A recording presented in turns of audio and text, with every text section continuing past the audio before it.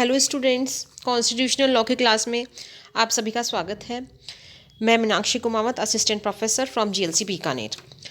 Students, आज की class में हम फिर से एक बार उसी टॉपिक पर बात करने जा रहे हैं जिस पर हमने कल चर्चा करी थी, जो है आपका salient features of the Indian constitution, यानी कि भारतीय संविधान की प्रमुख विशेषताएं।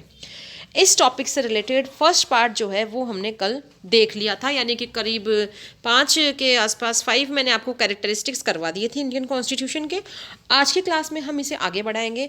तो आइए स्टार्ट करते हैं, देखते हैं भारतीय संविधान की कुछ और प्रमुख विशेषताएं।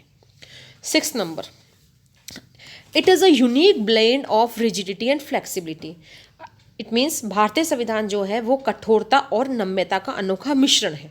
ठीक है, तो भारतीय संविधान को क्या क्या क्या कहा गया है कि भारतीय संविधान में जो है वो रिजिडिटी है। भारतीय संविधान का नेचर कैसा है? रिजिड भी है, और इसके साथ ही साथ ये कैसा है? फ्लेक्सिबल भी है। In the sense of amending the constitution, यानी कि कॉन्स्टिट्यूशन के संशोधन के संबंध में हम बात कर रहे हैं कि कॉन्स्टिट्यूशन संशोधन के नज़रिए से, अमेंडमेंट के पॉइंट ऑफ व्यू से रिजिड भी है और इसके साथ ही फ्लेक्सिबल भी है। यानी कि अमेंडमेंट करना कॉन्स्टिट्यूशन में जहाँ एक तरफ बहुत कठोर है, रिजिड है, वहीं आसान भी है। तो ये दोनों ही चीज़ें जो है वो कॉन्स्टिट्यूशन की एक प्रमुख विशेषता है। ठीक है, जैसे फॉर एग्जाम्पल हम ऐसा क्यों कहते हैं, हाँ, हमने ऐसा क्यों कहा है कि इंडियन कॉन्स्टिट्यूशन रिजिडिटी और फ्लेक्सिबिलिटी का एक यूनिक ब्लेंड है, एक अनोखा मिश्रण है। क्यों कहा है? इसलिए कहा है क्योंकि देखिए, संविधान के कुछ प्रोविजंस जो है वो केवल और केवल सिंपल मेजोरिटी से अमेंड किए जा सकते हैं, यानी कि साधारण बहुमत से ही जो है उनमें संशोधन किया जा सकता है। इसके साथ ही कुछ ऐसे प्रोविजंस भी है जिन संशोधित करने के लिए स्पेशल मेजोरिटी की ज़रूरत होती है। इसके अलावा संविधान में कुछ ऐसे प्रोविजंस भी इंक्लूड है जिनमें संशोधन करने के लिए special majority and also ratification bye at least half of the state legislatures, यानी कि विशेष बहुमत और कम से कम आधे राज्यों के राज्य विधानमंडलों का अनुसमर्थन चाहिए होता है। तो इसीलिए हमने जो है ये भारतीय संविधान की एक प्रमुख विशेषता के रूप में इसे यहाँ रखा है कि भारतीय संविधान में क्या है? नम्यता भी है और उसमें कठोरता भी है। तो इनका एक अनोखा मिश्रण हुआ। लेकिन अगर हम अब इसको समझने के लिए मैं आपको एक पंडित नेहरू, जवाहरलाल नेहरू जो थे, उनका एक कोट बताना चाहती हूँ। उन्होंने ये कहा था कि हालांकि हम इस भारतीय संविधान को इतना ठोस और स्थायी बनाना चाहते हैं जितना कि हम बना सकते हैं, फिर भी संविधान में कुछ स्थायित्व नहीं है। यदि आप हम क्या है, इसको कुछ सीमा तक संविधान का परिवर्तनशील होना ही चाहिए, ऐसा पंडित जवाहरलाल नेहरू ने कहा। और आगे उन्होंने कहा कि यदि आप किसी वस्तु को अपरिवर्तनशील और स्थायी बना दोगे तो राष्ट्र की प्रगति रुक जाएगी, इसीलिए हम इसको अपरिवर्तनशील नहीं बना सकते।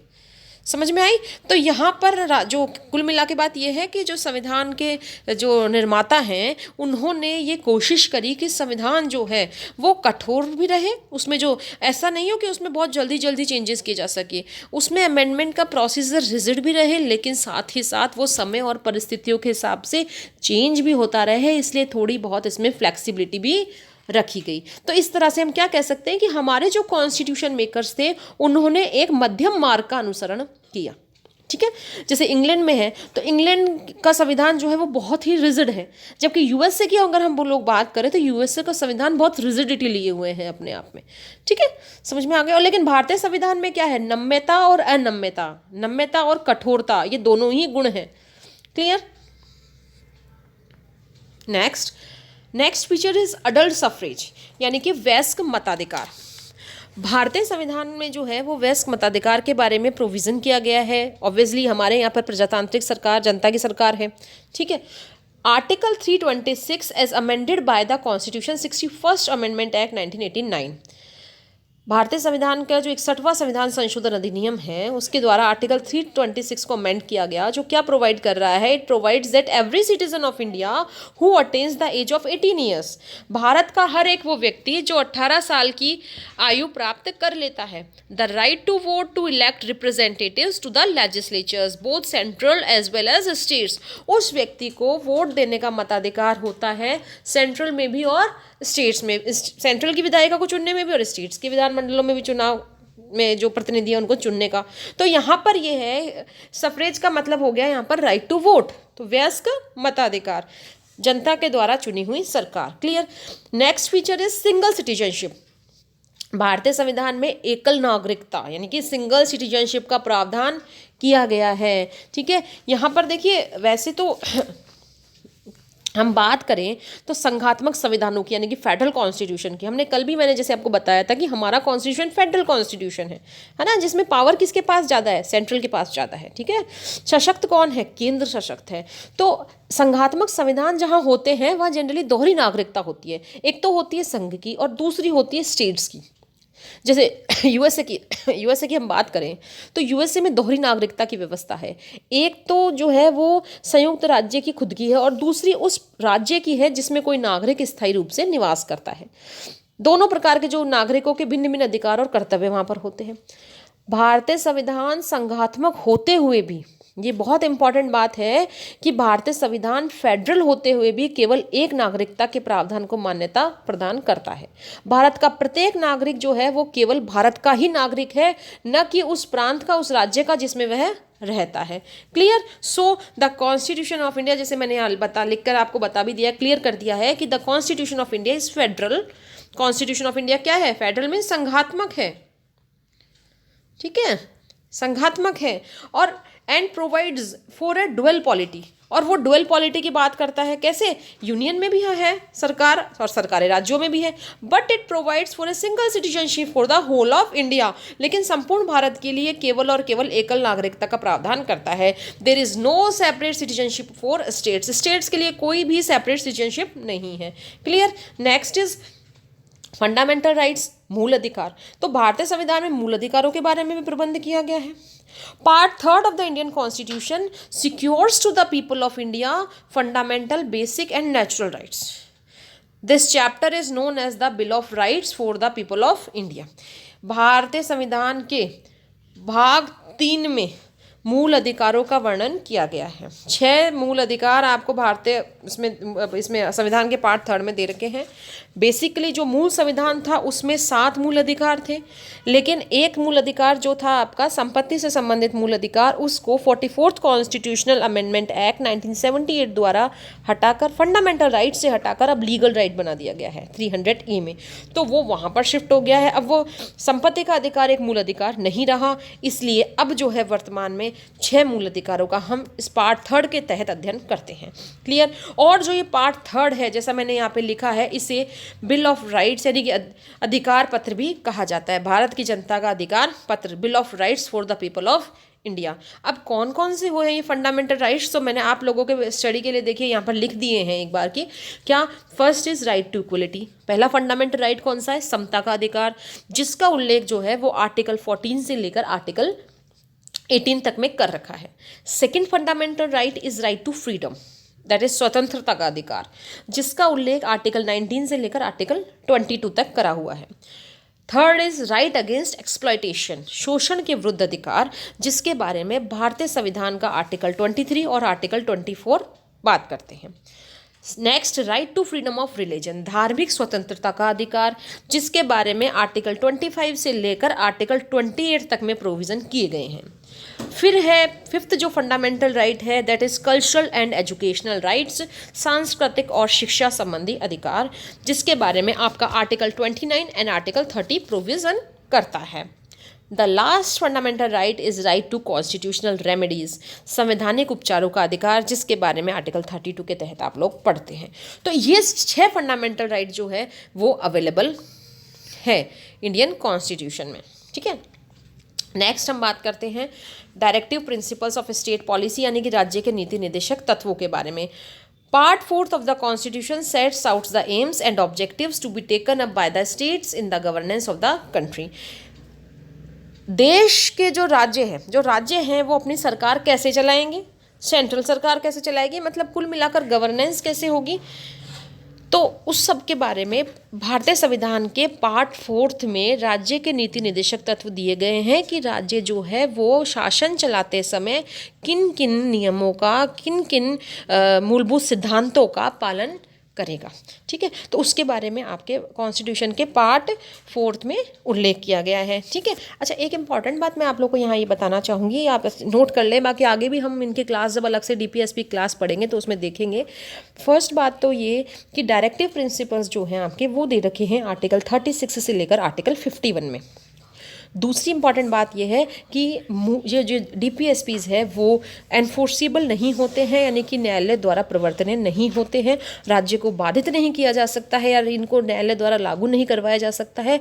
हाँ, इतना है कि ये राज्य का कर्तव्य है कि राज्य जो अपने यहाँ पर शासन से संबंधित नियम या विधियाँ बनाए तो वो अपने उन विधियों में इन मूलभूत सिद्धांतों को शामिल करें। These are directive principles of state policy. Clear.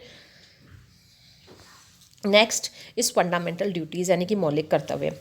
संविधान के भाग 4 यानी कि पार्ट 4 में कॉन्स्टिट्यूशन जो है वो फंडामेंटल ड्यूटीज़ यानी कि मौलिक नागरिकों के मौलिक कर्तव्यों को उपबंध करता है, जिसका प्रोविज़न जो है वो आर्टिकल 51A में दे रखा है। ठीक है, तो ये एक तरफ तो जहाँ संविधान नागरिकों को उनके मौलिक अधिकार देता है, वहीं दूसरी तरफ वो नागरिकों को ये भी कहता है कि इन मौलिक अधिकारों के साथ साथ आपके मौलिक कर्तव्य भी हैं, इनको भी पूर्ण करें। और आपको हम और आप सब जानते हैं कि वर्तमान समय की ये डिमांड भी है कि व्यक्ति को मतलब हर भारतीय को अपने मौलिक अधिकारों से पहले अपने मौलिक कर्तव्यों को फुलफिल करना चाहिए। उसने अपने मौलिक कर्तव्यों को पूर्ण रूप से निभाया है या नहीं निभाया, ये एक बार की उसे अपने अधिकारों की बात करने से पहले ज़रूर अपने आप से पूछना चाहिए। क्लियर। फिर नेक्स्ट हम बात करते हैं इंडिपेंडेंट जुडिशरी यानी कि स्वतंत्र न्यायपालिका की। तो भारतीय संविधान में स्वतंत्र न्यायपालिका के संबंध में भी प्रोविज़न कर रखा है, जिसके बारे में मैंने लास्ट लेक्चर में भी आपसे चर्चा करी थी। तो यहाँ ये है कि स्वतंत्र यहाँ न्यायपालिका क्या है, न्यायपालिका की जो व्यवस्था करी गई है वो क्या है, संविधान के संरक्षक के रूप में है। ठीक है, और संविधान के संरक्षक रूप में ये है कि जैसे ही कोई केंद्र या राज्यों के बीच मान लीजिए या कोई ऐसा कानून बन रहा है या कोई ऐसा लॉ आया है जो कि संविधान के अगेंस्ट है, कॉन्स्टिट्यूशनल प्रोविजंस के अगेंस्ट है, कंट्ररी है, तो वहाँ पर कोर्ट जो है वो संविधान के संरक्षक का रूप अपनाते हुए, संविधान की रक्षा करते हुए उस लॉ को जो कॉन्स्टिट्यूशन के अगेंस्ट है उसको अनकॉन्स्टिट्यूशनल और वॉइड डिक्लेयर कर सकती है।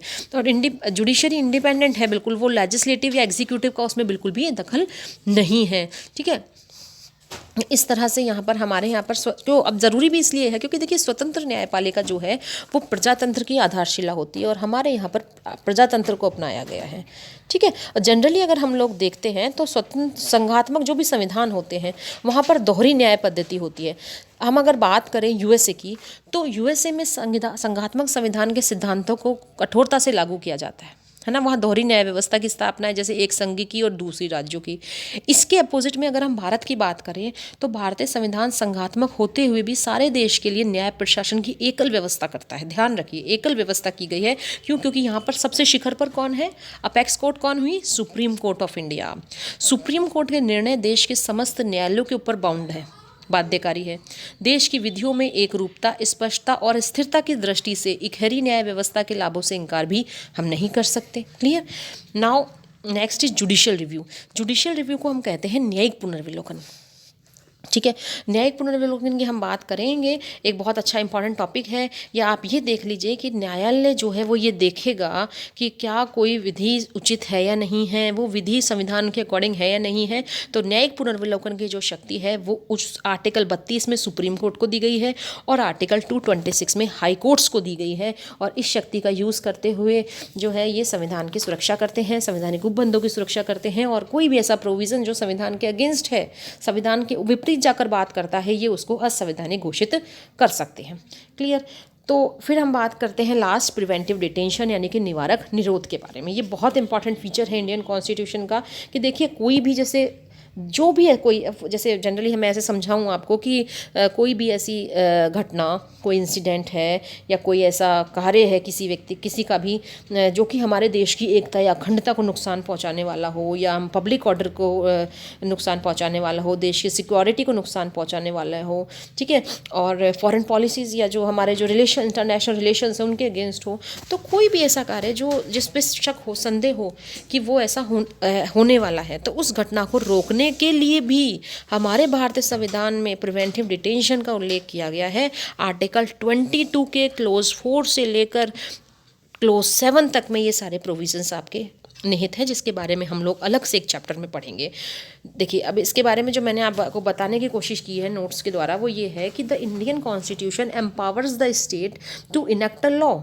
भारतीय जो संविधान है वो स्टेट्स को एम्पावर करता है, शक्ति प्रदान करता है कि वो कोई ऐसा कानून बना सकते हैं providing for preventive detention of persons, जिससे कि उन व्यक्तियों का निवारक निरोध किया जा सके। किन व्यक्तियों का? जो शांति भंग करने वाले हैं, मतलब जो कोई ना कोई अपराध करने वाले हैं। इवन ड्यूरिंग पीस टाइम, चाहे शांति के समय में भी अगर ये संदेह हो जाता है कि कोई अपराध होने वाला है या कोई आपराधिक कार्य या कोई अप्रिय घटना जो देश के लिए सही नहीं है, सुरक्षा के लिए सही नहीं है, पब्लिक ऑर्डर के लिए सही नहीं है, तो ऐसे में जो है वो वहाँ पर उस समय उस पर्टिकुलर व्यक्ति को निवारक निरोध किया जा सकता है। फिर आगे जैसे मैंने बताया है, कई रीजंस हो सकते हैं। 4 reasons connected with defence, foreign affairs, security of state, maintenance of public order और maintenance of supplies and services essential to the community.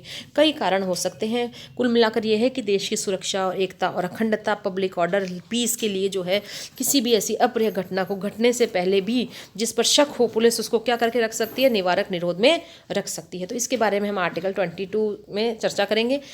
अब इस तरह स्टूडेंट्स हमने बात करी है हमारे जो salient features of the Indian constitution की। इंडियन कॉन्स्टिट्यूशन के इस टॉपिक को हमने 2 लेक्चर्स में कंप्लीट कर लिया है।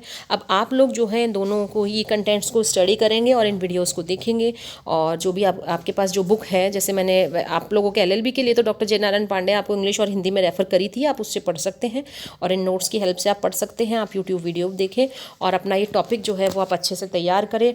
अगली क्लास में हम एक नए टॉपिक के साथ मिलेंगे। तब तक thank you all of you.